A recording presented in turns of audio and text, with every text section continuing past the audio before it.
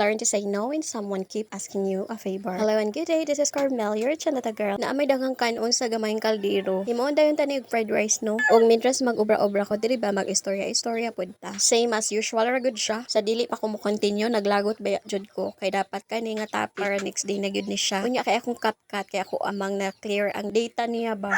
Ang ako ang voice over nga nigbuhat pag last day pa nawala siya. Pero sige lang mo move on og mo fast forward ta. Anyway, mga random topics ra gyud mo gawa sa ako ang mga topics sa. So whatever comes to my mind, maudayon na akong hisgutan ora-orada kay basig makalimot ko ba. O di ba ingon ko learn to say no when someone keep asking you a favor. Pag ikaw mangod ang klase sa tao mga day nga magsige lang og tando. Ang uban dayon nimong kailaw or mga close nimo ba dili na maikog sa imuha. Samot nang makita nila sa imong personality nga dali kayo kang mag-guilty. But of course, sala ra pag na nimo baka gitolerate man nimo. Kay lagi maikugon man kaayo ka nga tao. There is nothing wrong with being kind to people, but you also have to learn that not everything is all about them. Dili ba jud malikayan na adyo mga panahon nga maka-question ka. Sa sige nimog tabang sa uban og panahon nga ikaw ang naay problema wala jud ni barog bisag isa. Mao na mga day kinahanglan jud nato kat-unon nga bisag unsa pa nato kasuod ang tao. Dili jud ta dapat ma-guilty kung naa sila i-ask nga favors ato unya ato ang balibaran ba. Kay tabla ra man gud na mga day nga kung magsige ka og sugot i-take advantage pug kanila. Mao na nga i-balance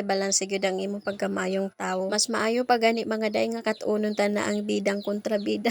Joke ra pero may unod gud na siya. Why is it ni come up na siya sa ako ang huna-huna ba? It's because ingon ana man gud ko sa una. I really don't like the feeling mga day no kung makabalibad ko og tao kay dali lagi ko mag-guilty because I was told the moment of my vulnerability nga dali kayo ko makonsensya ba. But then slowly by slowly I realized nga kinahanglan na nako i-change nga mindset. Samot na na-notice nako nga murag di naman jud ni maayo kay na take advantage naman ko ani niya. Pero wala ra gyud noon ko naglisod og adjust mga day kay ako man sad gyud kun dili nako ganan sa tao mo distansya man kog largo. Anyway, padung na natangko atong video. Padung na pod maluto akong fried rice no. Aw luto masag ni siyang daan unya human naman pod atong topic mga day no. Before pa ni nako i-end nga video, I just want to say I am also open for your opinion. If you feel like no one's listening to you, I am here willing to listen. In this world that is full of criticisms and judgment, dili jud ta magpadalaan nila, mag-positive ra jud ta. Maura to, if you like my content no, feel free to follow.